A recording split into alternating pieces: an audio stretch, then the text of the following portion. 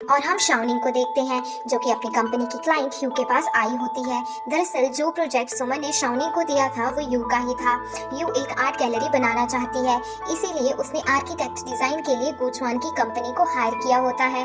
लेकिन एक वॉल की वजह से डिजाइन क्रिएट नहीं हो पा रहा था और यू चाहती है कि वो वॉल डिजाइन के अंदर ही इंटीग्रेट हो जाए, लेकिन ऐसा करना नामुमकिन था। शाओनिंग उसे बहुत समझाती है कि ऐसा नहीं हो सकता, आपको वो वॉल हटानी ही पड़ेगी, लेकिन यू मानने के लिए तैयार ही नहीं थी। शाओनिंग उसे कहती है कि बिना वॉल गिराए डिजाइन तैयार हो ही नहीं सकता और आपके हस्बैंड तो इसके लिए राजी भी हो गए हैं। अब ये सुनते ही यू भड़क जाती है और कहती है कि मेरे हस्बैंड वॉल गिराने के लिए कैसे परमिशन दे सकते हैं, जरूर आप लोगों ने ही उसे कन्विंस कर लिया होगा। वो शाओनिंग पर बहुत ज्यादा चिल्लाती है और ऑर्डर कैंसिल करके शाओनिंग को घर से बाहर निकाल देती, जिसके बाद शाओनिंग ये सब सुमन को बताती है, लेकिन वो उल्टा शाओनिंग पर ही चिल्लाने लगती है और कहती है कि जरूर तुमने कुछ गड़बड़ की होगी जो क्लाइंट ने ऑर्डर कैंसिल कर दिया। तुम्हें पता भी है यू आर्ट गैलरी में कितनी ज्यादा फेमस है और उसका प्रोजेक्ट हमारे लिए कितना इम्पोर्टेंट था, इसीलिए अब तुम्हें ही इन सब की रिस्पॉन्सिबिलिटी लेनी होगी और सब कुछ ठीक करना होगा, और अगर तुम ऐसा नहीं कर पाई तो कंपनी से रिजाइन कर देना। एंड ये सुनकर शाओनिंग काफी ज्यादा शॉक हो जाती है, जिसके बाद सुमन सबको बताती है कि कैसे शाओनिंग की वजह से यू ने ऑर्डर कैंसिल कर दिया और वो कॉन्ट्रैक्ट ब्रीचिंग के कारण वो कंपनी पर केस भी कर सकती है। अब ये सब सुनने के बाद गुचुआन सुमन को पूछता है कि रूल्स के मुताबिक अब क्या करना चाहिए, जिस पर सुमन कहती है कि शाओनिंग को कंपनी छोड़नी होगी। गुचुआन शाओनिंग को पूछता है कि क्या तुमने क्लाइंट के साथ आर्ग्यू किया और क्या उसने ये क्लियर कर दिया कि वो ऑर्डर कैंसिल कर रही है, जिस पर शाओनिंग हाँ कह देती है। इसी बीच काय कहता है कि शाओनिंग अभी कंपनी में नहीं है, इसलिए हम उसे पूरी तरह गिल्टी नहीं मान सकते, लेकिन सुमन कहती है कि बात का फैसला बॉस करेंगे। और यहाँ हम साफ देख पाते हैं कि सुमन बस किसी तरह शाओनिंग को कंपनी से निकलवाना चाहती है। तभी चेंगरांग की आंख खुलती है और वो देखता है कि मीटिंग चल रही है। अब ये देखकर गुचुआन को काफी ज्यादा गुस्सा आ जाता है और वो चेंगरांग को कहता है कि यहाँ एक सीरियस मैटर चल रहा है और तुम सो रहे हो, और अगर तुमने मीटिंग अटेंड नहीं करनी तो तुम यहाँ से जा सकते हो। अब चेंगरांग को थोड़ा होश आता है और वो कहता है कि तुम्हारा मतलब मैं बिल्कुल बेकार हूँ, जिस पर गुचुआन कहता है कि मैं कंपनी के अफेयर्स हैंडल कर रहा हूँ। तो चेंगरांग कहता है कि मैं भी अफेयर्स हैंडल कर सकता हूँ क्योंकि मैं भी कंपनी का इन्वेस्टर हूँ और ये कंपनी मेरी भी है, जिस पर गुचुआन कहता है कि मैं रूल्स के मुताबिक इस कंपनी को हैंडल करता हूँ। तो चेंगरांग कहता है कि मैं इस कंपनी का ओनर हूँ, इसलिए मैं इस कंपनी के रूल्स चेंज भी कर सकता हूँ। अब चेंगरांग की बकवास से गुचुआन को काफी ज्यादा गुस्सा आ जाता है और वो उसे कहता है कि ये कंपनी तुम्हारी है ना, इसलिए तुम ही उसे संभालो, और ये कहकर गुचुआन गुस्से में यहाँ से चला जाता है। अब चेंगरांग शाओनिंग को कहता है कि तुम्हें 1 वीक के अंदर इस मैटर को सॉल्व करना होगा। ये सुनकर शाओनिंग को थोड़ा रिलीफ मिलता है। अब आगे शाओनिंग काफी ज्यादा उदास बैठी होती है, वो सोच रही होती है कि मेरी वजह से बॉस डिसअपॉइंट हो गए, उसे समझ नहीं आता है कि वो क्या करे और यू को कैसे मनाए। खैर आगे वो अपने घर आ जाती है और जाओ को हक करके रोने लगती है। वो उसे बताती है कि मुझे बॉस ने आज बहुत डांटा और मेरी वजह से आज बॉस डिसअपॉइंट हो गए, क्योंकि मेरी वजह से एक क्लाइंट ने अपना ऑर्डर कैंसिल कर दिया और मुझे कंपनी छोड़ने की पनिशमेंट मिली है। लेकिन मीटिंग के दौरान चेंगरांग ने मेरी हेल्प की, उसने मुझे ये मैटर सॉल्व करने के लिए 1 वीक का टाइम दिया है और आज अगर चेंगरांग मेरी हेल्प न करता तो मुझे कंपनी से निकाल दिया जाता। अब शाओनिंग चेंगरांग की तारीफ करने लगती है और उसकी तारीफ करते करते वो सोफे पर ही सो जाती है। इधर हम चेंगरांग को देखते हैं जो कि टीवी ऑन करके उसके सामने एक्टिंग कर रहा होता है। तभी गुचुआन उसके पास आता है और टीवी बंद कर देता है। अब चेंगरांग गुचुआन को कहता है कि आज मीटिंग के दौरान मेरी एक्टिंग परफॉर्मेंस कैसी रही, जिस पर गुचुआन कहता है कि वो एक्टिंग नहीं बल्कि रियलिटी थी। अब चेंगरांग गुचुआन को बोलता है कि जब तुम्हें शाओनिंग के बारे में पता चला कि वो रॉन्ग है तो तुम्हें बुरा लगा होगा, और मैंने शाओनिंग को पहले कभी इस तरह नहीं देखा क्योंकि वो हमेशा खुश रहती है, लेकिन आज मैंने उसकी आंखों में आंसुओं को घूमते हुए देखा, और क्या तुम्हारे अंदर उसके लिए कोई फीलिंग्स हैं? जिस पर गुचुआन कहता है कि मुझे बुरा नहीं लगा और मेरे अंदर उसके लिए कोई स्पेशल फीलिंग भी नहीं है। तब चेंगरांग कहता है कि तुम मुझसे झूठ बोल सकते हो लेकिन अपने आप से झूठ कैसे बोलोगे? चेंगरांग उसे कहता है कि कोई फर्क नहीं पड़ता कि तुम क्या डिसीजन लेते हो, बस लिए हुए डिसीजन पर बाद में रिग्रेट फील नहीं होना चाहिए। और ये कहकर चेंगरांग यहाँ से चला जाता है। अब गुचुआन शाओनिंग को मिस करने लगता है और वो काय के पास मैसेज करके शाओनिंग का एड्रेस सेंड करने को बोलता है। इधर हम शाओनिंग को देखते हैं जो कि अपने रूम के अंदर बैठी रो रही होती है। तभी उसकी ग्रैंड माँ उसके पास आती हैं और उसे पूछती हैं कि तुम अभी तक सोई नहीं और तुम रो क्यों रही हो, लेकिन शाओनिंग उन्हें कुछ नहीं बताती और कहती है कि सब ठीक है। तब ग्रैंड माँ कहती है कि तुम बिल्कुल अपने फादर की तरह जिद्दी हो और सारे बोझ को अपने कंधे पर लेकर घूमती हो, लेकिन प्रॉब्लम्स को इस तरह छुपाने से वो सॉल्व हो ही नहीं सकती। इसलिए मुझे बताओ कि क्या हुआ है और क्या तुम्हारी टीचर ने तुम्हें कम मार्क्स दिए हैं। दरअसल उसकी ग्रैंडमा सोचती है कि शायद शाओनिंग अपनी स्टडी कर रही है, तो शाओनिंग उन्हें बताती है कि काम के दौरान मुझसे एक मिस्टेक हो गई। तो उसकी ग्रैंडमा कहती है कि तुमसे कोई मिस्टेक कैसे हो सकती है, तुम कोई जॉब थोड़ी ना करती हो, तुम तो एक स्टूडेंट हो और जरूर वो क्वेश्चन ही गलत होगा, इसलिए मैं तुम्हें कल पैसे दूंगी और तुम इरेजर परचेज करके उसे गलत क्वेश्चन को इरेज कर देना और इन फ्यूचर कोई गलती मत करना, जिससे तुम्हारी टीचर तुम्हें पसंद करने लगेगी। अब ये सुनने के बाद शाओनिंग के फेस पर स्माइल आ जाती है। देन वो अपनी ग्रैंडमा के लिए ग्रीन टी बनाकर लाती है।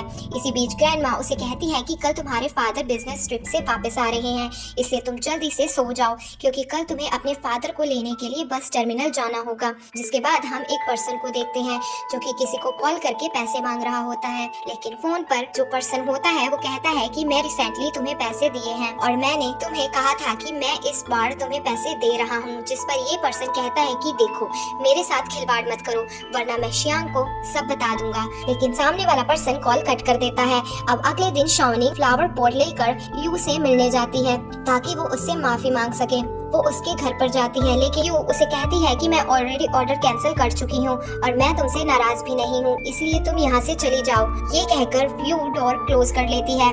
तभी यहाँ गुचवान आ जाता है और शाओनिंग को कहता है कि इस तरीके से तुम माफी मांग सकती हो क्या, मैटर सॉल्व नहीं कर सकती। जिस पर शाओनिंग कहती है कि मेरी समझ में नहीं आ रहा कि मैं और क्या कर सकती हूँ क्योंकि मैंने आज तक कोई ऐसी प्रॉब्लम फेस नहीं की है। शाओनिंग गुचवान को सॉरी बोलती है कि मेरी वजह से आप डिसअपॉइंटेड हो, जिस पर गुचवान कहता है कि मुझे तुमसे कोई उम्मीद नहीं थी इसलिए मैं तुमसे डिसअपॉइंट नहीं हूँ। इसी बीच गुचवान कहता है कि माफी मांगने से कुछ नहीं होगा, इसलिए वापस जाओ और इस बारे में सोचो क्योंकि डिजाइनर को अपने डिजाइन से लोगों को कन्विंस करना आना चाहिए, ना कि इन सब से। अब ये सुनकर शाओनिंग की आंखों में आंसू आ जाते हैं। तब गुचवान उसे अपना हैंकी देता है, जिसके बाद शाओनिंग यहाँ से चली जाती है। आगे हम कंपनी के एम्प्लॉयज को देखते हैं जो कि आपस में शाओनिंग को लेकर बात कर रहे होते हैं। तभी यहाँ शाओनिंग आ जाती है जो कि काफी खुश दिखाई दे रही थी और वो सभी के लिए ड्रिंक लेकर आई होती है। इधर हम चेंगरांग को देखते हैं जो कि जाओ के लिए काफी बड़ा बकेट लेकर आया होता है, लेकिन जाओ चेंगरांग से इम्प्रेस नहीं हो पाती। वो उसे कहती है कि तुम्हारी इन हरकतों से मुझे गुस्सा आता है, इसलिए मुझे यहाँ एम्बेरस मत करो। तब चेंगरांग उसे शाओनिंग की डायरी देते हुए कहता है कि तुम इसे शाओनिंग को दे देना, जिस पर जाओ कहती है कि तुम इसे उसके बॉस को भी दे सकते थे। वो शाओनिंग को दे देता। तब चेंगरांग कहता है कि मैं इस डायरी के बहाने तुमसे मिलना चाहता था। तभी चेंगरांग जाओ को साइड करता है क्योंकि एक साइड से बच्चा अपनी साइकिल लेकर आ रहा था, लेकिन वो बच्चा इनसे काफी दूर था और चेंगरांग को सिर्फ एक बहाना चाहिए था इस मूवमेंट के लिए। लेकिन इस बार जाओ उसे थोड़ी सी इम्प्रेस हो जाती है और वो उस पॉकेट से एक रोज लेकर यहाँ से चली जाती है। खैर शाओनिंग उस जगह पर जाती है जहाँ यू अपनी आर्ट गैलरी बनाना चाहती है, जहाँ जाकर शाओनिंग उस वॉल की फोटोज क्लिक करने लगती है। हम देखते हैं कि इस वॉल पर बच्चों ने आर्ट वर्क किया होता है। तभी यहाँ गुचवान भी आ जाता है जो कि शाओनिंग से यहाँ आने का कारण पूछता है, जिस पर शाओनिंग कहती है कि मैं प्रॉब्लम्स को सॉल्व करने की कोशिश कर रही हूँ। दरअसल शाओनिंग अब जानना चाहती है कि वॉल की स्टोरी क्या है और आखिर यू इसे तोड़ना क्यों नहीं चाहती। खैर आगे ये दोनों यहाँ से जाने लगते हैं तो शाओनिंग उससे पूछती है कि बॉस आप यहाँ कैसे आए थे, जिस पर गुचवान कहता है कि मैं टैक्सी से यहाँ आया था। तभी शाओनिंग गुचवान के लिए टैक्सी बुक करने लगती है, लेकिन उसके फोन में सिग्नल नहीं आ रहा था। तभी गुचवान अपना फोन चेक करता है तो उसमें भी सिग्नल नहीं आ रहा था, जिसके बाद शाओनिंग उसे अपने साथ अपनी इलेक्ट्रिक साइकिल पर वापस ले जाती है, जिस दौरान शाओनिंग गुचवान को नीचे भी गिरा देती है और अब ये दोनों पैदल पैदल चलने लगते हैं। गुचवान उसे कहता है कि शायद तुम मेरे डिसीजन को लेकर मुझसे नफरत करती हो, जिसका बदला लेने के लिए तुमने मुझे अभी अभी नीचे गिरा दिया था। लेकिन शाओनिंग कहती है कि नहीं, मैं भला आपसे नफरत क्यों करूंगी और मैंने जानबूझकर थोड़ी ना आपको गिराया है। अब आगे शाओनिंग यू के हस्बैंड मुंह के पास आई होती है जो कि उससे पूछती है कि आखिर उस वॉल की स्टोरी क्या है जिसे यू तोड़ने के लिए तैयार ही नहीं, जबकि आपने उस वॉल को तोड़ने की परमिशन दे दी थी। जिस पर वो बताता है कि उस वॉल पर जो आर्ट वर्क बनाई हुई है वो मेरे बेटे ने बनाई थी और वो अक्सर वहाँ अपनी मदर के साथ घूमने जाया करता था, लेकिन पानी में डूबने की वजह से उसकी डेथ हो गई। ये सुनकर शाओनिंग समझ जाती है कि इसलिए यू वहाँ एक आर्ट गैलरी बनाना चाहती है क्योंकि उस जगह पर उनके बेटे की यादें जुड़ी हैं। शाओनिंग मुंह को बताती है कि मेरे पेरेंट्स भी एक कार एक्सीडेंट में मारे गए थे, लेकिन किस्मत से मैं बच गई गई थी और उसी दिन से मुझे एक्सीडेंट के बुरे बुरे सपने आते हैं एंड मैंने काफ़ी कोशिश की अपने पेरेंट्स की चीज़ों को छुपाने की ताकि वो मेरे याद में ना आए, लेकिन हम जितना छुपाने की कोशिश करते हैं उतना ही हमें वो लोग याद आते हैं।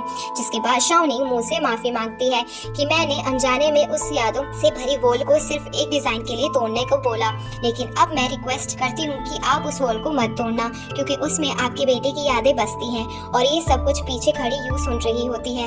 इधर सुमन कुचवान को कहती है कि आपका नजरिया शाओनिंग को लेकर काफी अलग है और आपने उसके लिए कंपनी के रूल्स को चेंज कर दिया, जिस पर कुचवान कहता है कि तुम भी शाओनिंग को अलग नजरिए से देख रही हो क्योंकि शाओनिंग अभी ग्रेजुएट भी नहीं हुई है और उसे काम के बारे में ज्यादा नॉलेज भी नहीं है, लेकिन फिर भी तुमने उसे इतना हार्ड प्रोजेक्ट दे दिया। सुमन उसे सॉरी बोलकर यहाँ से चली जाती है एंड ये एपिसोड यहीं पर खत्म हो जाता है। एपिसोड 10 स्टार्ट होता है और हम जाओ को उसके ऑफिस में देखते हैं जो कि उस रोज को देखकर चेंगरांग की बातों को याद कर रही होती है। तभी जाओ अपना फोन उठाती है एंड चेंगरांग को फ्रेंड रिक्वेस्ट सेंड कर देती है। इधर चेंगरांग जिम कर रहा होता है और वो देखता है कि जाओ ने उसे फ्रेंड रिक्वेस्ट भेजी है और ये देखकर वो बहुत ज्यादा खुश हो जाता है। जिसके बाद चेंगरांग जाओ को उसके ऑफिस के बाहर मिलता है। तब जाओ उसका हाथ पकड़कर मोड़ देती है और कहती है कि तुमने मेरी फ्रेंड रिक्वेस्ट एक्सेप्ट क्यों नहीं की, जिस पर चेंगरांग कहता है कि मैं तुम्हारे सामने आकर रिक्वेस्ट एक्सेप्ट करना चाहता था। तभी चेंगरांग हाथ जोड़कर कहता है कि डियर गॉड, मैं आज उस लड़की की फ्रेंड रिक्वेस्ट एक्सेप्ट करने जा रहा हूँ जिससे मैं बहुत ज्यादा प्यार करता हूँ, इसलिए मैं चाहता हूँ कि कोई भी ऐसा काम ना करूँ जिससे जाओ को परेशानी हो। देन चेंगरांग फ्रेंड रिक्वेस्ट एक्सेप्ट कर लेता है। जिसके बाद ये दोनों यहाँ से चले जाते हैं। आगे कुचवान सभी एम्प्लॉयज को बताता है कि हमें कैंसिल हुआ प्रोजेक्ट दोबारा मिल गया है, लेकिन कंडीशन ये है कि वो वॉल नहीं हटाई जाएगी। जिस पर एक एम्प्लॉय कहता है कि ये रिक्वेस्ट तो उन्होंने पहले भी की थी, तो इसमें डिफरेंस क्या है। जिस पर कुचवान कहता है कि इसमें डिफरेंस ये है कि उन्होंने शाओनिंग को ही डिजाइन के लिए अपॉइंट किया है। ये सुनते ही शाओनिंग काफी खुश हो जाती है, लेकिन सुमन इस बात से खुश नहीं थी। वो कुचवान को कहती है कि शाओनिंग तो क्वालिफाइड भी नहीं है, वो इस प्रोजेक्ट को कैसे हैंडल कर सकती है, और आपने ये तो कहा था कि शाओनिंग के लिए ये प्रोजेक्ट काफी डिफिकल्ट है। तब कुचवान शाओनिंग को पूछता है कि क्या तुम ये प्रोजेक्ट कर सकती हो क्योंकि तुम्हें ये अपॉर्चुनिटी मिली है। अब शाओनिंग थोड़ी कंफ्यूज होती है, लेकिन वो कह देती है कि हाँ मैं ये कर सकती हूँ। जिसके बाद हम चेंगरांग और जाओ को देखते हैं जो कि एक रेस्टोरेंट में खाना खा रहे थे। चेंगरांग जाओ को पूछता है कि क्या तुमने शाओनिंग के कहने पर मुझे फ्रेंड रिक्वेस्ट सेंड की थी, जिस पर जाओ हाँ कह देती है। तब चेंगरांग कहता है कि मुझे लगा कि शायद तुम्हें मेरे अंदर की अच्छाइयाँ नजर आ गई हैं, इसलिए तुमने मुझे फ्रेंड रिक्वेस्ट भेजी। वो उसे पूछता है कि शाओनिंग ने मेरे बारे में तुमसे क्या कहा, जिस पर जाओ कहती है कि उसने मुझे कहा कि तुम सेकंड जनरेशन के रिच हो और बहुत अच्छे भी हो। जिस पर चेंगरांग कहता है कि हाँ मैं बहुत अच्छा हूँ, लेकिन मेरे फादर की मनी से मेरा कोई लेना देना नहीं है और मैंने काफी मेहनत की है उस मुकाम तक पहुँचने की। इसी बीच जाओ उसे उसके भाई के बारे में पूछती है, जिस पर चेंगरांग कहता है कि मेरा कोई भाई नहीं है, लेकिन होना चाहिए था एंड मेरी फैमिली थोड़ी सी कॉम्प्लिकेटेड है, जिसके बारे में मैं तुम्हें फिर कभी बताऊंगा। तब जाओ उससे कहती है कि या तो तुम्हें अपनी स्टोरी स्टार्ट नहीं करनी चाहिए थी और अब अगर कर दी है तो मुझे डिटेल में बताओ।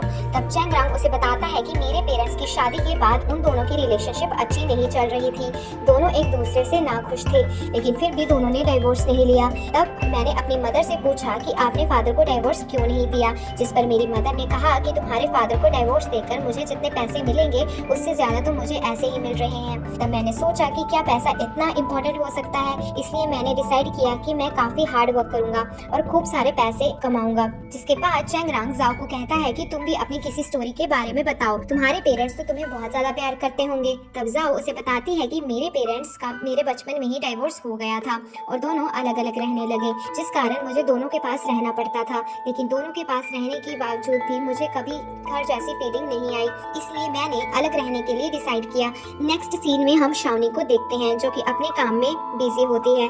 इधर कुचवान भी अपना काम कर रहा होता है। जिसके बाद वो शाओनिंग के पास जाता है और देखता है कि शाओनिंग चेयर पर अजीब तरीके से बैठी हुई है। कुचवान उससे पूछता है कि क्या तुम्हें नींद आ रही है, तुम ऐसे क्यों बैठी हो, जिस पर शाओनिंग कहती है कि मेरी कुछ भी समझ में नहीं आ रहा। इधर हम जाओ और चेंगरांग को देखते हैं जो कि हॉस्टल से आ रहे होते हैं। तभी पार्किंग में इन्हें एक पर्सन रोक लेता है जिसके हाथ में एक रोड होती है। वो पर्सन चेंगरांग को उसके साथ चलने को बोलता है, लेकिन चेंगरांग उसे मना कर देता है और जाओ को साइड करते हुए उस पर्सन के साथ फाइट करने जाता है, लेकिन वो पर्सन चेंगरांग को उस रोड से बहुत मारता है। तब जाओ अपनी हील्स निकालती है और कराटे स्टाइल में उस पर्सन को एक लात मारती है एंड वो पर्सन यहाँ से भाग जाता है। इधर शाओनिंग कुचवान को कहती है कि मेरी कुछ भी समझ में नहीं आ रहा है कि मैं उस जगह की डायमेंशंस कैसे करूं और हम उस वॉल को भी नहीं हटा सकते करते। तब गुचुआन शाओनिंग को एक गिफ्ट दिखाता है जो कि उसे स्विट्जरलैंड से मिला था। दरअसल इस गिफ्ट में एक स्नो ग्लोब को एक ग्लास से कवर किया हुआ है और शाओनिंग समझ जाती है कि उसे भी इस गिफ्ट की तरह उस वॉल को ग्लास से कवर करके उसे डेकोरेट करना चाहिए। गुचुआन उसे कहता है कि तुम इतनी जल्दी समझ गई, तुम काफी स्मार्ट हो। जिसके बाद हम जाओ को देखते हैं जो कि चेंगरांग को सोक कर रही होती है। चेंगरांग उसे कहता है कि तुम दोबारा फाइट मत करना क्योंकि मुझे काफी जेलसी होती है जब तुम किसी अदर पर्सन को टच करती हो, और तुम मुझसे ये प्रॉमिस करो कि आज के बाद फाइट नहीं करोगी। ये सुनकर जाओ स्माइल कर देती है और चेंगरांग को किस कर देती है। देन ये बहुत ही ब्यूटीफुल मोमेंट होता है। जिसके बाद गुचुआन और शाओनिंग यू और मू से मिलने जाते हैं और इन्हें अपने आइडिया के बारे में बताते हैं जो कि इन दोनों कपल्स को काफी ज्यादा पसंद आ जाता है। जिसके बाद यू शाओनिंग को थैंक यू बोलती है बिकॉज यू का सपना साकार होने वाला था। खैर आगे शाओनिंग गुचुआन को उसका स्नो ग्लोब वापस कर देती है, लेकिन गुचुआन कहता है कि अब ये तुम्हारा है क्योंकि तुमने अच्छा काम किया है, इसलिए मैं तुम्हें ये रिवॉर्ड की फॉर्म में दे रहा हूँ। अब शाओनिंग उस गिफ्ट को रख लेती है और गुचुआन को घूर घूर कर देखने लगती है। गुचुआन उससे पूछता है कि तुम मुझे ऐसे क्यों देख रही हो, जिस पर शाओनिंग कहती है कि बॉस आप मुझे फायर करने वाले थे। तो गुचुआन कहता है कि मैं ऐसे कैसे फायर कर सकता हूँ बिकॉज तुम्हें मेरे पैसे पे करने हैं जो मैंने तुम्हारी आंट के इलाज के लिए दिए थे। तब शाओनिंग हंस देती है और कहती है कि आप बाहर से कोल्ड और अंदर से सॉफ्ट हो। जिस पर गुचुआन कहता है कि मैं सॉफ्ट नहीं हूँ और चलो यहाँ से चलते हैं क्योंकि सूरज भी जा चुका है। जिस पर शाओनिंग कहती है कि सूरज कहीं नहीं गया बल्कि वो हमें दिखाई नहीं देता बिकॉज वो अर्थ के अराउंड रोटेट करता रहता है। हम उसे पसंद करें या ना करें फिर भी वो नेक्स्ट मॉर्निंग राइज हो ही जाता है और हमें नेगेटिव साइड को भी देखना चाहिए।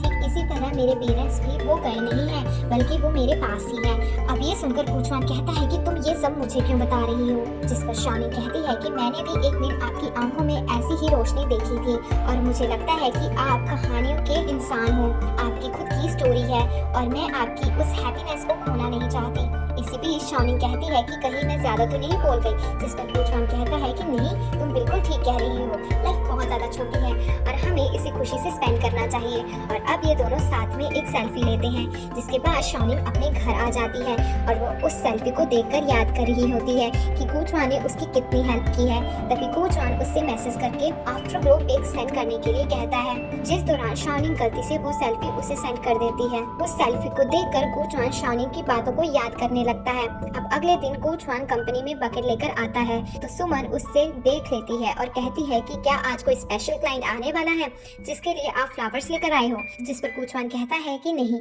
ये तो मैं खुद के लिए लाया हूँ। तभी वो शाओनिंग के बारे में पूछता है और सुमन को कहता है कि जब वो आए तो उसे ऑफिस भेज देना। जिसके बाद सुमन यहाँ सभी के लिए ब्रेकफास्ट लेकर आती है। देन वो गुचुआन के पास जाती है। गुचुआन शाओनिंग को कहता है कि तुम ये फ्लावर्स ट्रिम करके यहाँ रख दो। जिस पर शाओनिंग कहती है कि अचानक आप क्यों फ्लावर्स को इतना पसंद करने लगे। जिस पर गुचुआन कहता है कि मैं खुद को चेंज नहीं कर सकता इसलिए मैं खुश रहने के लिए रास्ता बना रहा हूँ। वो ये भी कहता है कि तुम सबके लिए एक एक फ्लावर लेकर आओ। जिसके बाद शाओनिंग काफी सारे फ्लावर्स लेकर आती है।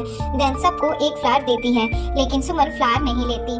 जिसके बाद रात को गुचुआन खुद को चार्ज करने के लिए जा रहा होता है। जिस दौरान उसके पास डॉक्टर की कॉल आती है। डॉक्टर उससे पूछता है कि तुम आजकल क्या कर रहे हो क्योंकि तुम्हारे हार्ट में चार्जेस देखने को मिलते हैं।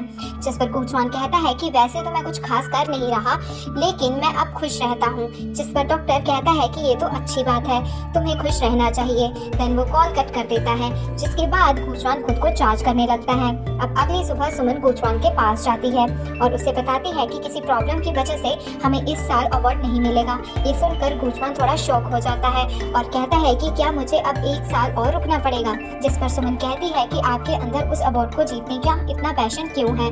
जिस पर गुचुआन कहता है कि हर किसी की अपनी एक स्टोरी होती है और ये अवार्ड मेरे लिए काफी मायने रखता है क्योंकि ये अवार्ड मेरी लाइफ की फिनिश लाइन होगा। खैर आगे गुचुआन सभी को बताता है कि हमने रिसोर्ट प्रोजेक्ट को फिनिश कर लिया है और ये सब आप लोगों के हार्डवर्क का रिजल्ट है और इसे सेलिब्रेट करने के लिए हम सब ट्रिप पर जाएंगे, इसलिए आप लोग डेस्टिनेशन डिसाइड करो। ये सुनकर सभी काफी ज्यादा खुश हो जाते हैं और क्लैपिंग करते हैं लेकिन सुमन खुश नहीं लग रही थी। वो शाओनिंग से कहती है कि मुझे नहीं लगता कि तुम कल ट्रिप पर जा पाओगी क्योंकि मैंने जो तुम्हें आर्ट गैलरी का काम दिया है वो ज्यादा इम्पोर्टेंट है, इसलिए तुम पहले उस काम को पूरा करने में फोकस करो। ये सब काय सुन लेता है और शाओनिंग को कहता है कि तुम सारा वर्क ट्रिप से पहले ही फिनिश कर लेना और फिर तुम ट्रिप पर जा सकती हो। तब शाओनिंग सुमन को कहती है कि मैं ट्रिप से पहले सारा वर्क फिनिश कर लूंगी। हालांकि सुमन इस बात से खुश नहीं थी कि शाओनिंग इस ट्रिप पर जाएगी, लेकिन काय ने उसका प्लान चौपट कर दिया था। खैर, आगे शाओनिंग अपने घर जा रही होती है तो बाहर उसे शू मिलता है जो कि उसे पिक करने आया था। शू शाओनिंग के लिए अपने बिजनेस ट्रिप से एक लॉकेट लेकर आया होता है। शू जब शाओनिंग को वो लॉकेट पहनाता है तो गुचुआन इन दोनों को देख लेता है। देन वो काफी ज्यादा जेलस फील करता है। इधर चैंगरांग ड्रिंकिंग के दौरान जाओ के पास मैसेज कर रहा होता है। तभी उसके पास एक लड़की आती है जो कि उसे कहती है कि तुम अकेले अकेले ड्रिंक कर रहे हो और तुम किसे मैसेज कर रहे हो, जिस पर चैंगरांग कहता है कि मैं अपनी गर्लफ्रेंड को मैसेज कर रहा हूँ जिसे मैं बहुत ज्यादा प्यार करता हूँ और मुझे उसके साथ लाइफ स्पेंड करनी है। और ये सुनकर वो लड़की गुस्से में वहाँ से चली जाती है क्योंकि चैंगरांग अब पूरी तरह चेंज हो चुका था। गुशोंग को देखते हैं जो कि जियोनिंग के साथ फोन पर बात कर रहा होता है। वो उससे कहता है कि तुम मुझे कल पिक करने आ जाना क्योंकि ट्रिप से पहले हम दोनों शॉपिंग के लिए जाएंगे। अब अगले दिन सभी एम्प्लॉय एक बस में ट्रिप के लिए जा रहे होते हैं, जिस दौरान सुमन के को गुशोंग के बारे में पूछती है, जिस पर के कहता है कि गुशोंग को कुछ काम है और इसीलिए वो जियोनिंग के साथ डेस्टिनेशन पर पहुंच जाएगा। और ये सुनकर सुमन काफी जेलस फील करती है। इधर ये दोनों शॉपिंग के लिए जाते हैं जहाँ ये दोनों अपनी अपनी ड्रेस को ट्राई करते हैं और जब जियोनिंग ड्रेस पहनकर बाहर आती है तो गुशोंग उसे कहता है कि तुम्हारी नेकलेस इस ड्रेस से मैच नहीं कर रहा है, इसीलिए तुम इसे निकाल दो।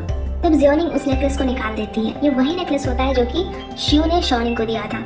जिसके बाद ये दोनों यहाँ से ट्रिप के लिए निकल जाते हैं। इधर एम्प्लॉय की बस ट्रिप डेस्टिनेशन पर पहुंच जाती है और ये जगह काफी सुंदर होती है।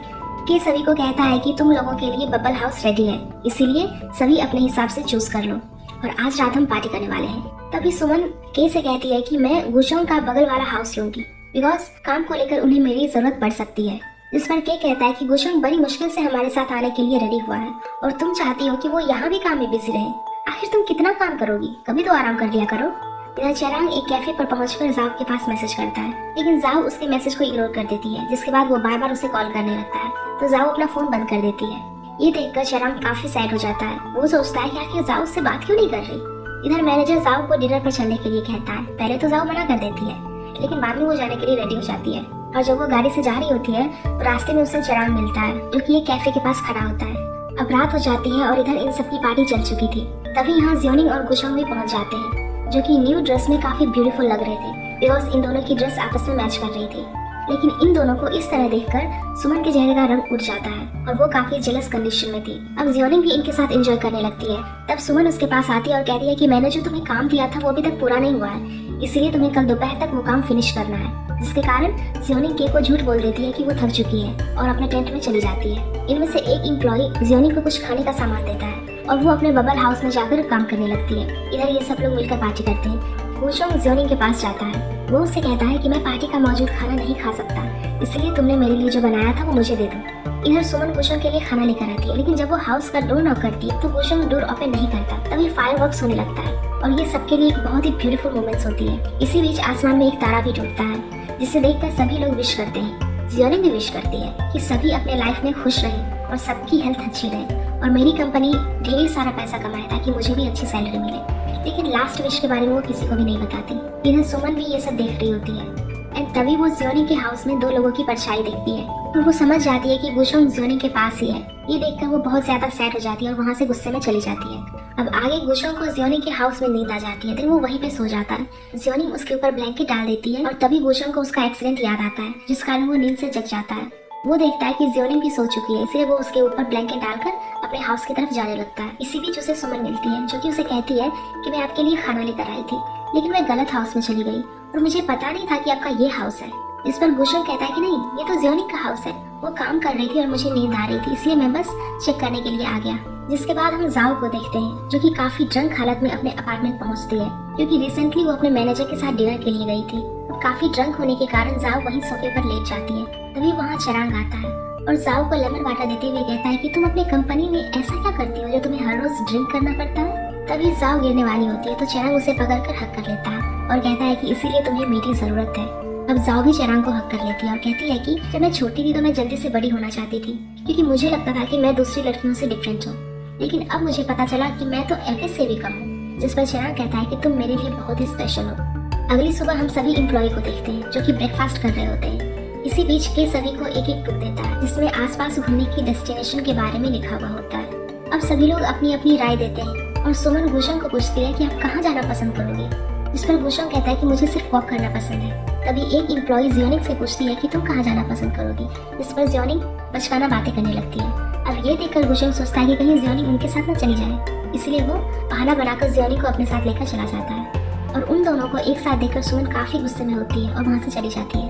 इधर जाओ की आंख खुलती है तो वो देखती है कि चरंग उसके अपार्टमेंट में सोया हुआ है। वो उसे जाने के लिए कहती है। इस पर चरंग कहता है कि तुम मेरी गर्लफ्रेंड हो और मुझे तुम्हारी केयर करनी है। इस पर जाओ कहती है कि मैं तुम्हारी गर्लफ्रेंड नहीं हूँ। जिस पर चरंग कहता है कि अच्छा, तो फिर आज तक ये सब क्या था। इस पर जाओ कहती है कि मान लो कि ये सब एक सपना था और भूल जाओ, लेकिन चरंग उसकी बात पर एग्री नहीं करता, तो जाओ उसे यहाँ से भगा देती है और ये एपिसोड यहीं खत्म हो जाता है। अब आगे एपिसोड 12 में हम देखते हैं कि गुशोंग जियोनिंग को एक स्की रिसोर्ट लेकर आया होता है, बिकॉज ये स्की रिसोर्ट इसकी कंपनी ने ही डिजाइन किया था। जियोनिंग यहाँ एक कैशल को देखती है जो कि काफी सुंदर था। वो गुशोंग से कैशल के साथ फोटो क्लिक कराती है। गुशोंग उससे कहता है कि मैं तुम्हें यहाँ स्टडी टूर के लिए लेके आया हूँ और तुम यहाँ फन कर रही हो। खैर आगे ये दोनों वॉक कर रहे होते हैं, जिस दौरान जियोनिंग गुशोंग को पूछती है कि क्या आप कन्वर्सेशन ऑफ लक के बारे में जानते हो। इस पर गुशोंग मना कर देता है। तब जियोनिंग कहती है कि अगर आप हमेशा अनलकी हो तो एक दिन कुछ ऐसा होगा जिससे तुम लकी हो जाओगे। जिस पर गुशोंग पूछता है कि तुम अभी किस फेज में हो। तो जियोनिंग कहती है कि जब से मैं आपकी असिस्टेंट बनी हूँ तब से मेरा बैड लक से पीछा छूट गया है। खैर आगे ये दोनों स्की साइट पर जाते हैं, जिस पर जियोनिंग कहती है कि मुझे स्कीइंग नहीं आती, क्या आपको आती है। तो गुशोंग कहता है कि हाँ, मैंने काफी टाइम पहले स्विट्जरलैंड में स्कीइंग की थी, लेकिन फिलहाल मुझे इसमें कोई इंटरेस्ट नहीं है। जिसके बाद जियोनिंग स्कीइंग बोर्ड पर फोटो क्लिक करवाने के लिए खड़ी होती है, तो स्नो की वजह से उसका पैर स्लिप हो जाता है, लेकिन इससे पहले कि वो नीचे गिरती गुशोंग उसे बचाने के लिए उसे हक कर लेता है, जिस कारण जियोनिंग गुशोंग के ऊपर आ जाती है और ये दोनों स्लिप करते हुए काफी दूर चले जाते हैं। इसी बीच गुशोंग की हार्ट बीट फास्ट हो जाती है और उसके हाथ लगाने की वजह से आसपास की सारी लाइट्स जल जाती है और ये बहुत ही ब्यूटीफुल मोमेंट होती है। खैर आगे ये दोनों यहाँ से जाने वाले होते हैं, जिस दौरान जियोनिंग गुशोंग को कहती है जब हम दोनों गिर गए थे तो मैंने इलेक्ट्रिक शॉक को फील किया था, क्या आपने भी किया। जिस पर गुशोंग कहता है कि नहीं, और शायद गिरने की वजह से तुम्हें ऐसा फील हुआ होगा। इसी बीच रिसेप्शनिस्ट कहती है कि हमारे स्की रिसोर्ट में एक ऑफर चल रहा है कि हम हर एक कस्टमर को एक डॉल फ्री में दे रहे हैं। इसके बाद ये दोनों डॉल लेने जाते हैं और जियोनिंग अपनी आंखें बंद करके एक डॉल चूज करती है। तो वो देखती है कि उसके हाथ में एक लिज़ार्ड डॉल आ जाती है। ये देखकर जियोनिंग कहती है देखो बॉस, ये तो आपके जैसा दिखता है। तो गुशोंग एक एंग्री क्रॉ को उठाकर बोलता है कि ये बिल्कुल तुम्हारी तरह दिख रहा है। इसके बाद ये दोनों अपने डॉल्स लेकर वापस ट्रिप डेस्टिनेशन पर पहुंच जाते हैं। इसी बीच जियोनिंग देखती है कि उस लिज़ार्ड डॉल के अंदर एक रिकॉर्डर है, जिसमें जियोनिंग एक वॉइस रिकॉर्ड करती है कि बॉस आप हमेशा अपना चेहरा लटकाकर मत रखा करो। तभी इनके पास सुमन आती है। इससे जियोनिंग पूछती है कि क्या आप करो की पार्टी के लिए जाओगे। इस पर सुमन कहती है हाँ मैं तो जाऊंगी, लेकिन शायद बॉस नहीं जाएंगे। तभी गुशोंग जियोनिंग की तरफ देखता है और कहता है कि हाँ मैं भी जाऊंगा। ये सुनकर जियोनिंग काफी खुश हो जाती है। देन ये दोनों अपने अपने डॉल्स को हाउस में रखने जाते हैं। इसी बीच जियोनिंग को पता चलता है कि क्रो डॉल के अंदर एक वॉइस रिकॉर्डर होती है और वो उसके अंदर तरह तरह के वॉइस रिकॉर्ड करने लगती है। इधर गुशोंग उस लिज़ार्ड रिकॉर्डिंग को सुन रहा होता है और फिर वो उसमें रिकॉर्ड करता है कि जियोनिंग तुम्हारी हर विश पूरी हो जाए। जिसके बाद ये सभी मिलकर करो के पार्टी करते हैं। इस दौरान सभी एम्प्लॉय गुशोंग को सॉन्ग गाने के लिए इंसिस्ट करते हैं, लेकिन सुमन कहती है कि बॉस गाना नहीं चाहते तो तुम लोग फोर्स मत करो और सबसे पहले जियोनिंग सिंगिंग करेगी। ये सुनकर जियोनिंग शॉक हो जाती है। वो कहती है कि मुझे अच्छे से सिंगिंग नहीं आती, बट सभी के फोर्स करने पर जियोनिंग को सिंगिंग करनी पड़ती है और वो बहुत ही बेकार सिंगिंग कर रही थी। तब गुशोंग भी अपनी सीट से उठता है और मिक लेकर जियोनिंग के साथ सिंगिंग करने लगता है। अब आगे ये सभी ट्रिप से वापस आ जाते हैं और जियोनिंग गुशोंग को उसके घर पे ड्रॉप कर देती है। जिस दौरान ये दोनों एक दूसरे की डॉल्स को एक्सचेंज कर लेते हैं। जिसके बाद जियोनिंग अपने घर आ जाती है और ये दोनों अपने अपने घर पे उस डॉल्स को देख रहे होते हैं और एक दूसरे की रिकॉर्ड आवाज को सुन रहे होते हैं। अब अगले दिन ये दोनों कंपनी में जा रहे होते हैं। इस दौरान ये दोनों सुमन को एक एम्प्लॉय के सामने से गुजरता देखते हैं और गुशोंग उस एम्प्लॉय को हल्की सी स्माइल देता है और ये देखकर वो एम्प्लॉय काफी खुश हो जाती है और सभी को बताती है कि इतने सालों में बॉस ने पहली बार मुझे देखकर स्माइल किया है। ये सब काफी कंफ्यूज होते हैं कि आखिर गुशोंग और जियोनिंग के बीच चल क्या रहा है। उसमें से एक एम्प्लॉय कहती है मुझे बॉस ने आज तक पर्सनली अपने ऑफिस में कभी भी नहीं बुलाया और अगर बुलाया भी है तो सिर्फ डांटने के लिए। खैर आगे गुशोंग देखता है कि जियोनिंग कंपनी से गायब है। इसके बारे में वो सुमन से पूछता है तो सुमन उसे बताती है कि जियोनिंग अपने दोस्त के साथ गई है जो कि हमें उस दिन हॉस्पिटल में मिला था। इधर हम जियोनिंग और शिव को देखते हैं जो कि दोनों गुशोंग के बारे में बात कर रहे होते हैं। वहीं दूसरी ओर गुशोंग जियोनिंग को लेकर परेशान था। तभी वो जियोनिंग को मैसेज करता है कि आगे से बिना मेरी परमिशन के कहीं मत जाना। ये देखकर जियोनिंग सोच में पड़ जाती है कि कहीं बॉस उससे नाराज तो नहीं हो गए और वो फटाफट यहाँ से निकल जाती है। जिसके बाद हम चैंग को देखते हैं जो कि जबरदस्ती जाओ के घर में घुस जाता है और कहता है कि फॉर्च्यून टेलर ने मुझे तुम्हारे पास कम से कम 8 घंटे रहने के लिए कहा है और इसलिए मैं यहाँ आ गया। लेकिन जाओ समझ जाती है कि चिराग झूठ बोल रहा है, इसलिए वो उसे यहाँ से जाने के लिए कहती है। लेकिन चिराग यहाँ से जाने के लिए तैयार नहीं था।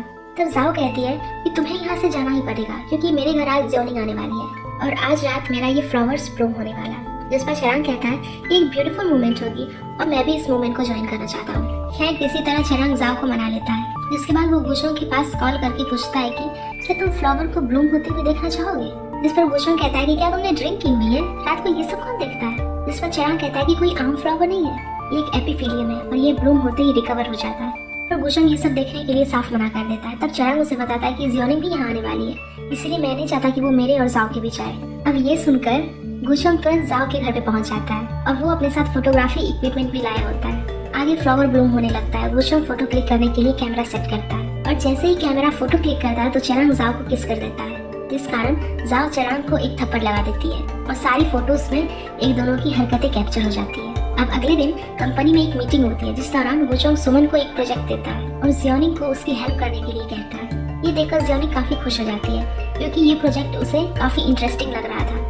इसके बाद गुशोंग ज्योनिंग को उसी आर्ट गैलरी साइट पर ले जाता है जहाँ कंस्ट्रक्शन का काम चल रहा होता है और गुशोंग उसे कहता है कि तुमने जो आइडिया सोचा था वो कुछ दिनों में तुम्हारे सामने होगा और अब तुम्हें कैसा फील हो रहा है। इस पर ज्योनिंग कहती है मैं ऐसा फील कर रही हूँ मानो मैंने कुछ अचीव कर लिया हो। इधर हम चिराग को देखते हैं जो कि अपने फादर के घर आया था। इसी बीच वो असिस्टेंट लियो के साथ एक दूसरे पर्सन को देखता है जिसे चिराग ने कहीं देखा होता है और ये दोनों गाड़ी में बैठकर कहीं जा रहे होते हैं। जिसके बाद वो घर के अंदर आ जाता है जहाँ उसके फादर उसे देखकर एक्साइटेड थे बिकॉज वो काफी टाइम के बाद यहाँ आया था। अब चिराग अपने फादर से पूछता है कि मैंने असिस्टेंट लियो के साथ एक पर्सन को देखा और मुझे लगता है कि मैं शायद पहले भी उससे कहीं मिला हूँ। इसी बीच चिराग को याद आता है कि एक दिन जब वो जाओ के साथ पार्टी में था तब एक आदमी ने उस पर अटैक किया था। इधर सुमन और गुशोंग आपस में कुछ बात कर रहे होते हैं तो गुशोंग ज्योनिंग के पास जाकर कहता है कि हम दोनों को कहीं जाना चाहिए, इसलिए तुम हमें ड्राइव कर ले चलो। इसके बाद गुशोंग और सुमन दोनों ज्योनिंग के साथ कहीं निकल जाते हैं। अब आगे हम ज्योनिंग को एक लेक के किनारे खड़ा हुआ देखते हैं। तभी एक वेन नाम की लड़की अपने कैमरे से ज्योनिंग की फोटो क्लिक करने लगती है और ज्योनिंग के पास जाकर कहती है कि सॉरी मैंने तुम्हारी फोटो क्लिक की लेकिन तुम सीनरी से मैच हो रही थी इसलिए मैंने तुम्हारी कुछ फोटो निकाल दी। अब वेन ज्योनिंग को फोटो सेंड करने के लिए उसे अपने वीचैट में ऐड कर लेती है और हम सुमन और गुशोंग को देखते हैं जो कि उस जगह आए होते हैं जहाँ इनकी कंपनी को कैफे के लिए प्रोजेक्ट मिला था। गुशोंग सुमन से प्रोजेक्ट को लेकर डिस्कस कर रहा होता है। तभी उसकी नजर नीचे ज्योनिंग पर पड़ती है जो कि लेक के किनारे खड़ी हुई थी। गुशोंग उसके पास जाता है और उससे पूछता है कि तुमने डिस्कशन ज्वाइन क्यों नहीं किया। जिस पर ज्योनिंग कहती है कि सुमन मुझे बाद में सब बता देगी। खैर आगे ये तीनों होटल आकर अपने अपने रूम में चले जाते हैं। इसके बाद गुशोंग और ज्योनिंग अपनी अपनी बालकनी में खड़े होते हैं तो ज्योनिंग गुशोंग को कहती है कि यहाँ के हॉट स्प्रिंग काफी अच्छे हैं और हॉट स्प्रिंग में बात लेते टाइम अगर हम स्टार्स को देखेंगे तो कितना मजा आएगा ना। तब गुशोंग स्काई की तरफ देखता है तो उसे कोई भी स्टार्स नहीं दिखते। ये देखकर वो कहता है कि यहाँ तो सिर्फ क्लाउड्स आए हुए हैं इसीलिए तुम वेदर फोरकास्ट चेक करो। अब आगे ज्योनिंग हॉट स्प्रिंग लेने आती है तो रास्ते में उसे वेन मिलती है जो कि हॉट स्प्रिंग ले रही होती है। ज्योनिंग उससे पूछती है कि क्या तुम भी इसी होटल में रुकी हो। जिस पर वेन कहती है कि हाँ ये होटल काफी अच्छा है इसलिए मैं यहीं रुक गई। इसके बाद ज्योनिंग भी वेन को ज्वाइन करती है और वेन की बातों से हमें पता चलता है कि वेन की शादी हो चुकी है और वो एक नेशनल ज्योग्राफिक फोटोग्राफर है। इसके बाद ज्योनिंग उसे अपने बारे में बताती है कि मैं एक आर्किटेक्चर कंपनी में जॉब करती हूँ और मैं अपने बॉस की असिस्टेंट हूँ। हालांकि मैं आर्किटेक्चर बनना चाहती हूँ इसलिए मैं इस बारे में सीख रही हूँ। ज्योनिंग गुशोंग के बारे में भी बात करती है। मेरे बॉस काफी अच्छे आर्किटेक्चर डिजाइनर हैं। उन्होंने इंटरनेशनल अवार्ड्स भी जीते हैं और साथ ही वो काफी हैंडसम और टैलेंटेड भी है। अब इतनी तारीफ सुनकर वेन उससे कहती है कि क्या तुम अपने बॉस को पसंद करती हो। जिस पर ज्योनिंग कहती है कि मैं सिर्फ उसे देखती हूँ, मेरे अंदर उसके लिए कोई फीलिंग्स नहीं है। इधर सुमन गुशोंग को मैसेज करती है तो उसने स्टार्टिंग का काम पूरा हो गया है, अगर आप इसे देखना चाहते हो तो आप आ सकते हो। लेकिन गुशोंग रिप्लाई में कहता है कि तुम प्रपोजल को मुझे सेंड कर दो।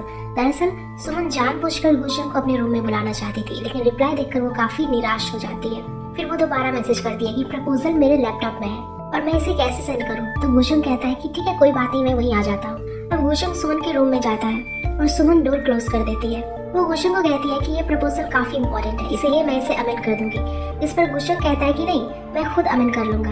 गुशोंग यहाँ से जाने लगता है लेकिन सुमन उसे रोककर क्वेश्चन करती है क्या आपका अवार्ड विन करने के अलावा भी कोई गोल है। पर गुशोंग उसकी बात का कोई जवाब नहीं देता।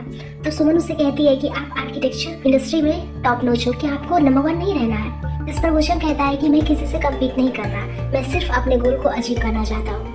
ये देखकर सुमन कहती है कि आप रिसेंटली बहुत चेंज हो गए हो, आप पहले से ज्यादा बबली और स्माइली हो गए हो और शायद ये सब ज्योनिंग की वजह से हुआ है। जब शुरुआत में मैंने कंपनी ज्वाइन करी थी तो मैं बिल्कुल जियोनी की तरह फ्रेश एंड एक्सपीरियंस्ड ग्रेजुएट थी। पूरा दिन इधर उधर भागती रहती थी और आपको तरह तरह के क्वेश्चन करके परेशान किया करती थी। पर मुझे लगता है कि मैं आपको उतना खुश नहीं रख पाई जितना कि जियोनी रख पाती है। ये सब सुनकर भूषण कहता है कि नहीं, ऐसा नहीं है, जियोनी मुझसे बहुत अपोजिट है। बिकॉज उसे कोई फर्क नहीं पड़ता कि चीज़ें कितनी भी बुरी हो, वो बस उन्हें ठीक करने की कोशिश करती है और वो हर प्रोसेस को एंजॉय करती है। एंड वो एक अलार्म वॉच की तरह है जो कभी ऑफ नहीं होती और वो सभी को अपने अराउंड ले आती है। ये सुनकर सुमन कहती है कि अच्छा, तो आपको जियोनी की ये चीजें पसंद है। नेक्स्ट सीन में हम जियोनी को देखते हैं जो कि हॉट स्प्रिंग ले चुकी है। तभी वो देखती है कि आसमान में मौसम काफी साफ हो चुका है और मून स्टार्स भी आ चुके हैं। ये देखकर वो काफी खुश हो जाती है और फोटो क्लिक करती है। इधर गुशंग वापस अपने रूम में जा रहा होता है, जिस दौरान जियोनी इन दोनों को देख लेती है। सुमन जियोनी को पूछती है कि तुम कहाँ गई थी, तो जियोनी बताती है कि मैं हॉट स्प्रिंग शॉप करने गई थी। जियोनी सुमन के कपड़े देखती है तो उसे काफी वियर्ड सा लगता है क्योंकि सुमन ने नाइट ड्रेस पहनी होती है और गुशंग उसके रूम से बाहर आ रहा होता है। जिसके बाद वो अपने रूम में आकर सोचती है कि क्या सच में बॉस और सुमन काम को लेकर डिस्कस कर रहे थे। अगर ऐसा है तो सुमन नाइट ड्रेस क्यों पहनी थी। खैर आगे जियोनी अपने रूम की बालकनी में आ जाती है तो गुशंग भी अपनी बालकनी में आ जाता है। जिसके बाद ये दोनों स्टार्स मून के बारे में बात करने लगते हैं। इसी बीच गुशंग जियोनी को कहता है कि तुम्हें अब रेस्ट करनी चाहिए बिकॉज मुझे तो प्रोजेक्ट प्रपोजल को लेकर काम करना है जो सुमन ने मुझे दिया है। ये सुनकर जियोनी उसे गुड नाइट बोलकर अपने रूम में चली जाती है और उसे यकीन हो जाता है कि गुशंग और सुमन दोनों काम की ही बात कर रहे थे। नेक्स्ट सीन में हम चिरांग को देखते हैं जो कि फ्लावर्स लेकर जाओ की कंपनी के बाहर उसका वेट कर रहा होता है। तभी जाओ वहाँ आती है और उससे पूछती है कि तुम यहाँ क्या कर रहे हो। इस पर चिरांग कहता है कि मैं तुम्हें काफी मिस कर रहा था इसलिए मैं तुमसे मिलने चला आया। तब जाओ कहती है कि मैंने तुम्हें कितनी बार कहा कि हम दोनों सिर्फ फ्रेंड्स हैं। तो चिरांग कहता है कि हाँ, तो मैं भी तुम्हें ये फ्लावर्स एज अ फ्रेंड ही दे रहा हूँ। तभी यहाँ जाओ का मैनेजर आ जाता है जो कि जाओ से चिरांग के बारे में पूछता है। जाओ से बताती है कि ये मेरा कजिन है। तो मैनेजर चिरांग को कजिन कॉल करके हेलो बोलता है और जाओ को बोलता है कि मैं रेस्टोरेंट में तुम्हारा वेट करूंगा, जल्दी से आ जाना। और जाते जाते वो चिरांग को भी डिनर के लिए इनवाइट करके जाता है। अब चिरांग जाओ को पूछता है कि तुमने मुझे एज अ कजिन इंट्रोड्यूस क्यों करवाया। तो जाओ से कहती है कि सच बताऊं तो वो मेरा बॉयफ्रेंड है। ये सुनकर चिरांग हंसने लगता है और कहता है कि मैं उससे ज्यादा यंग हूँ और मुझे बिलीव नहीं हो रहा कि तुम ऐसे इंसान को अपना बॉयफ्रेंड बनाओगी। लेकिन जाओ उसकी बातों पर ज्यादा ध्यान नहीं देती है और डिनर करने के लिए मैनेजर के पास चली जाती है। तभी चिरांग भी इन्हें ज्वाइन करने के लिए आ जाता है। जिस दौरान चिरांग मैनेजर से उसका नाम पूछता है तो मैनेजर कहता है कि तुम मुझे ब्रदर इन लॉ बुला सकते हो। और ये सुनकर जाओ और चिरांग एक दूसरे की तरफ देखने लगते हैं बिकॉज मैनेजर ने उन्हें जाओ का भाई बना दिया था। अब ये देखकर चिरांग को गुस्सा आ जाता है। वो मैनेजर के ऊपर ड्रिंक गिराकर उसे पीटने लगता है। अब किसी तरह जाओ चिरांग को होटल से बाहर लेकर आती है। तो चिरांग कहता है कि तुम ऐसे इंसान को कैसे पसंद कर सकती हो। तो जाओ कहती है क्योंकि वो तुमसे बेटर है। यही नहीं, वो चिरांग पर बहुत चिल्लाती भी और कहती है कि तुम मुझे एम्बैरेस कर रहे हो। अब ये सब सुनकर चिरांग को काफी बुरा लगता है बिकॉज वो जाओ से इतना प्यार करता था लेकिन जाओ उसके साथ ऐसा बिहेव कर रही होती है।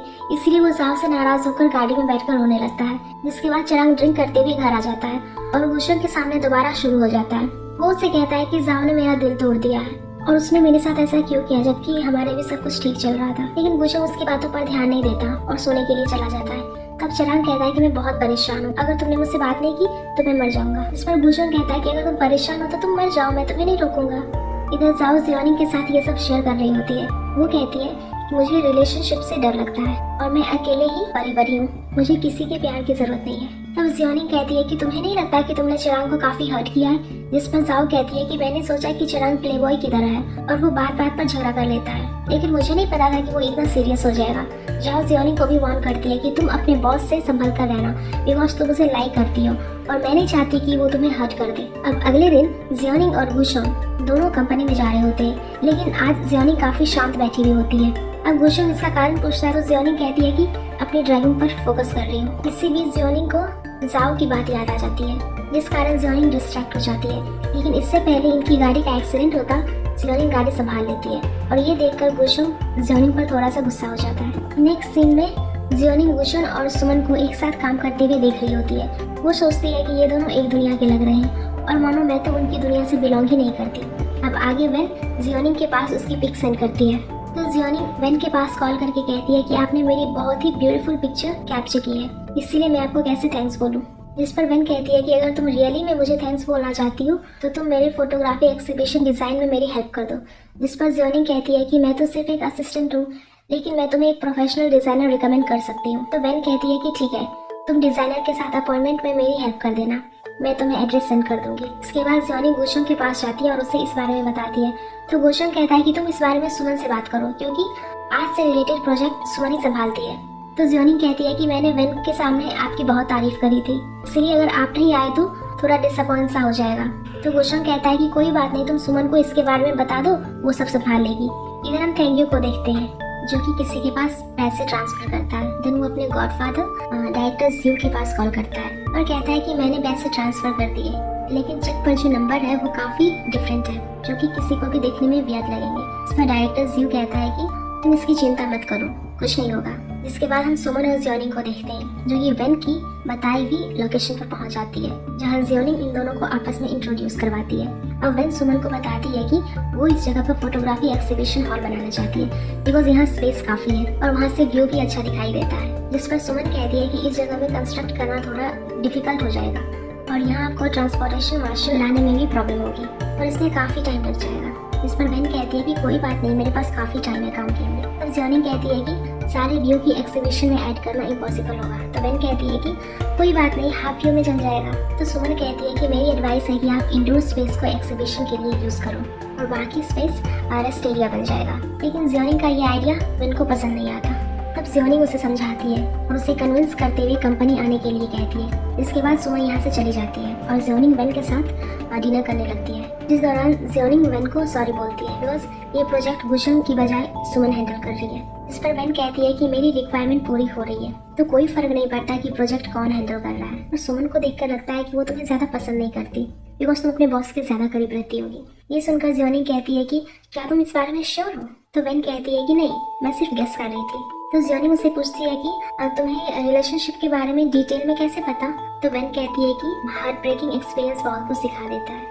जिसके बाद अगले दिन वेन कंपनी में आ जाती है जहाँ वो शॉन्ग डिजाइन स्टूडियो का लोगो देखती है और उसे देखकर वेन वहीं पर रुक जाती है। फिर यहाँ गुलशन आता है और ये दोनों एक दूसरे को देखकर शॉक हो जाते हैं एंड इसके साथ ये एपिसोड यहीं खत्म हो जाता है। एपिसोड 14 स्टार होता है और अब गुलशन वेन को अपने ऑफिस में ले जाता है। वेन उसे कहती है कि मुझे नहीं पता था कि ये तुम्हारी कंपनी है और मैं तुम्हें इस तरह से मिलूंगी। इस पर गुलशन कहता है कि मुझे भी नहीं पता था कि जियोनिंग जिस फोटोग्राफर के बारे में बात कर रही है वो तुम हो। अब वेन गुलशन को पूछती है कि क्या सब ठीक है, तुम्हारे हार्ट की कंडीशन कैसी है? तो गुलशन कहता है कि सब ठीक है। जिसके बाद वेन कहती है कि मैंने कभी नहीं सोचा था कि हम दोनों इस तरह मिलेंगे। जब तुम हॉस्पिटल में थे तो मैं अक्सर तुमसे मिलने आती थी, लेकिन तुमने हर बार मुझसे मिलने के लिए इनकार कर दिया और आंटी ने भी मुझे कहा कि मैं भी 20 साल की हूँ और मेरी लाइफ की जर्नी अभी बाकी है, इसलिए मुझे तुमसे होप छोड़ देनी चाहिए। हालांकि मैंने तुमसे एक बार मिलने के लिए भी कहा, लेकिन आंटी ने मुझे मिलने से साफ इनकार कर दिया और कहा कि तुम मुझसे एक बार भी नहीं मिलना चाहते। इसीलिए मैंने तुम्हारे पास मैसेज किया था कि अगर तुमने मुझे छोड़ने का डिसाइड कर ही लिया है तो मुझे प्रॉपर फेयरवेल दे देना चाहिए था, लेकिन तुमने कोई रिप्लाई नहीं दिया, इसीलिए मैंने तुम्हें गिव अप कर दिया और इस कंट्री को भी लेफ्ट कर दिया। ये सुनकर गुलशन कहता है कि तुमने बिल्कुल सही डिसीजन लिया बिकॉज तुम बस 20 साल की हो और तुम्हें अपने लाइफ में किसी का भी इंतजार करने की कोई जरूरत नहीं थी। और तभी ऑफिस के आगे सुमन आ जाती है और उन दोनों की बात सुनने के लिए वहीं पर रुक जाती है। जिसके बाद वेन कहती है कि अगर तुम कंफर्टेबल नहीं हो तो मैं किसी दूसरी कंपनी से अपना काम करवा लूंगी। तो गुलशन कहता है कि नहीं, कोई जरूरत नहीं है, सुमन तुम्हारे काम को संभाल लेगी। अब आगे वेन जियोनिंग के पास जाती है और उसे कहती है कि तुमने बिल्कुल सही इंसान को अपने लिए चुना है और तुम्हें अभी हिम्मत से काम लेना चाहिए। तभी यहाँ सुमन भी आ जाती है और वेन को डिनर पर चलने के लिए कहती है। यहाँ सुमन वेन को कहती है कि अच्छा तो तुम गुलशन की एक्स गर्लफ्रेंड हो, यानी कि उसका पहला प्यार। इस पर वेन कहती है कि क्या आप गॉसिप करने के लिए मुझे यहाँ लेकर आई हो? तो सुमन कहती है कि ऑफिस में गुलशन ने तुम्हें डिफरेंट वेव में देखा और मैं उसी समय समझ गई कि आप उसकी क्या लगती हो। इस पर वेन उससे कहती है क्या तुम इस बात से वरीड हो कि कहीं हम दोनों का प्यार दोबारा से न जम जाए? तो सुमन कहती है कि नहीं, ऐसी बात नहीं है, बल्कि मैं तो क्यूरियस हूँ। सुमन उसे बताती है कि मैं जब से ग्रेजुएट हुई हूँ तब से मैं गुलशन की असिस्टेंट हूँ, 7 साल हो चुके, लेकिन गुलशन को अभी तक किसी से प्यार नहीं हुआ। हालांकि मुझे पता था कि उनकी कोई गर्लफ्रेंड थी, लेकिन उसके बाद वो कभी रिलेशनशिप में आया ही नहीं और मुझे लगता था कि शायद उसकी गर्लफ्रेंड ने उसे काफी हर्ट किया होगा, इसीलिए गुलशन को दोबारा किसी से प्यार नहीं हुआ। और जब मैंने तुम दोनों को एक साथ देखा तो मुझे लगा कि मानो 2 बिछड़े हुए दोस्त बन गए हो। जिस पर वेन कहती है कि शायद हम दोनों फ्रेंड्स भी नहीं है। तब सुमन कहती है कि पहले उनका टेस्ट अच्छा था। ये सुनकर वेन को थोड़ा गुस्सा आ जाता है और वो उससे कहती है कि मुझे फ्लैटर करने की जरूरत नहीं है और तुम गुलशन का टेस्ट कभी भी नहीं जान पाओगी और वो तुम्हें कभी भी चूज नहीं करेगा क्योंकि मैं उसे तुमसे ज्यादा जानती हूँ। वेन को ये बात पता चल जाता है कि सुमन ने उन दोनों की बातें चुपके से सुन ली थी। जिसके बाद वेन यहाँ से चली जाती है। अब आगे जियोनिंग ड्राइव करते हुए गुलशन को घर ले जा रही होती है। इस दौरान वो वेन की बातों को याद करते हुए डिस्ट्रैक्ट हो जाती है। तभी एक गाड़ी उसके करीब से गुजरती है तो गुलशन उसे पूछता है कि आखिर तुम्हारा ध्यान कहाँ है? तो जियोनिंग कहती है कि मैं काम के बारे में सोच रही थी। खैर आगे जियोनिंग गुलशन को उसके घर ड्रॉप कर देती है, लेकिन गुशंग देखता है कि ज्योनी काफी कंफ्यूज लग रही थी। वो उससे पूछता है कि क्या तुम मुझसे कुछ कहना चाहती हो? तो ज्योनी कहती है कि हाँ, लेकिन मैं अभी आपको ये सब कहने के लिए तैयार नहीं हूँ। तभी ज्योनी के पास सुमन की कॉल आती है। वो उससे कहती है कि तुम्हें लग रहा होगा कि वन तुम्हारी हेल्प कर रही है और वो कंपनी में एक न्यू प्रोजेक्ट लेकर आई है, इस कारण तुम बहुत खुश होगी, लेकिन तुम्हें नहीं पता कि तुम खुद को कितनी बड़ी प्रॉब्लम में डाल रही हो। ये सुनकर ज्योनी कहती है कि मुझे समझ नहीं आ रहा कि आप कहना क्या चाहती हो। तब सुमन कहती है कि देखो, एक अनजान लड़की तुम्हारी फोटो क्लिक करती है, फिर वो अपने फोटोग्राफी एक्सिबिशन डिजाइन के लिए तुम्हें ही चुनती है और वो तुम्हारी दोस्त भी बन जाती है। ये सब कोइंसिडेंस नहीं हो सकता। वो उसे बता देती है कि वेन गुशंग की एक्स गर्लफ्रेंड है और वो तुम्हारा फायदा उठाकर गुशंग के करीब आ रही है ताकि वो दोबारा गुशंग को पा सके। इसके बाद सुमन कॉल कट कर देती है और ये सब सुनकर ज्योनी काफी सैड हो जाती है। तभी गुशंग उसके पास आता है और उसके सामने ज्योनी ऐसी रिएक्ट करती है मानो उसकी आंटी की कॉल आ रही हो। गुशंग उसे पूछता है कि तुम मुझसे क्या कहना चाहती हो, लेकिन ज्योनी उसे कुछ नहीं कहती और उससे बाय बोलकर वहाँ से भाग जाती है और घर जाकर जाओ को हक करके काफी रोने लगती है, लेकिन वो जाओ को कुछ भी नहीं बताती। गुशंग ज्योनी के बारे में सोच रहा होता है कि वो आज मुझसे बहुत वियर्ड बिहेव क्यों कर रही थी। नेक्स्ट सीन में हम चरांग को देखते हैं जो कि एक वाइन की बोतल और कुछ पिल्स की फोटो लेकर वीचैट पर पोस्ट कर देता है। ये देखकर जाओ कहती है कि जरूर चरांग कुछ गलत कर रहा है, लेकिन अब ज्योनी उसकी रिसेंट पोस्ट को चेक करती है तो उसमें चरांग काफी खुश लग रहा होता है। ये देखकर जाओ को काफी गुस्सा आता है। दरअसल वो सोच रही होती है कि शायद ब्रेकअप के बाद चरांग ड्रिंक वगैरह करने लगा होगा, इसीलिए वो ज्योनी को उसका एड्रेस पूछती है। वो तुरंत उसके होटल में पहुंच जाती है। यह चरांग बाथटब में ड्रिंक करते हुए चिल कर रहा था। तभी डोर नॉक होता है और चरांग बाथटब में इस तरह ले जाता है मानो वो मर चुका है। तभी उसके रूम में एक वेटर आता है जो कि उससे उस कंडीशन में देखकर डर जाता है और वो चिल्लाते हुए बाहर की ओर भाग जाता है।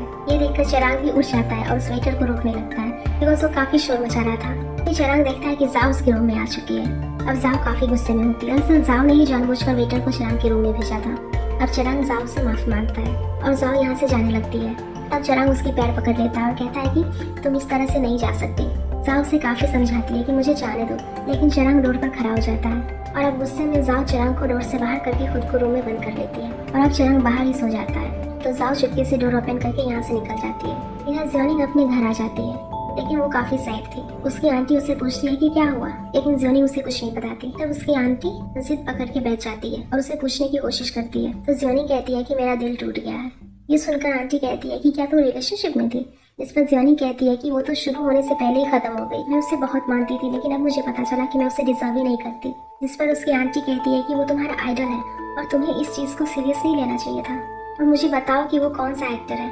दरअसल आंटी सोच रही थी कि शायद ज्योनी को किसी एक्टर से प्यार हो गया है। अब अगली सुबह ज्योनी गुशंग को पिक करने जाती है और अब ये दोनों कंपनी में जा रहे होते हैं। तो गुशंग ज्योनी से बात करने की कोशिश करता है बिकॉज ज्योनी तो उससे कोई बात ही नहीं कर रही होती है, लेकिन गुशंग नोटिस करता है कि ज्योनी उसके साथ काफी अजीब बिहेव कर रही है। अब आगे ये दोनों कंपनी पहुंच जाए और यहाँ गुशंग देखता है कि ज्योनी का दिमाग कहीं और ही घूम रहा है बिकॉज वो कप में पानी भर रही होती है और उसका ध्यान कहीं और रहता है। खैर आगे एक एम्प्लॉय गुशंग को इस वीक के शेड्यूल और एक्सपेंस के बारे में बताती है। तो गुशंग उसे पूछता है कि तुम ज्योनी की जगह काम क्यों कर रही हो? तो वो बताती है कि ज्योनी का आज मूड ऑफ है इसीलिए। इसी बीच वो ये भी बताती है कि आज के का बर्थडे है। तो गुशंग उसे कहता है कि आज एक पार्टी अरेंज करो जो कि मेरी तरफ से होगी। अब आगे रात को सभी पार्टी में आए होते हैं जहाँ ज्योनी काफी ड्रिंक कर लेती है, जिसके बाद सभी ट्रूथ एंड डेयर खेलने लगते हैं और सबसे पहले ज्योनी की बारी आ जाती है। अब एक एम्प्लॉय उसे ट्रूथ देते हुए सवाल करती है कि तुम्हारा पहला प्यार कौन था?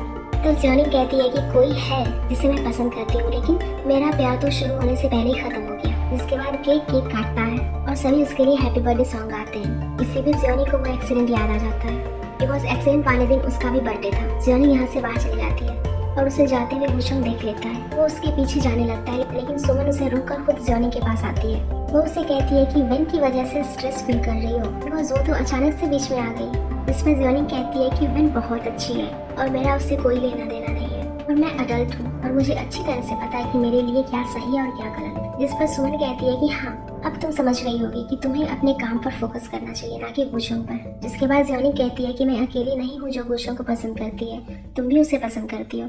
तो सुमन कहती है कि तुम कहना क्या चाहती हो? तो ज्योनी कहती है कि मेरी विश एक मिरेकल की तरह है जो पता नहीं पूरी होगी भी या नहीं, लेकिन मैं तुम्हारी एडवाइस के लिए तुम्हें थैंक यू बोलना चाहती हूँ।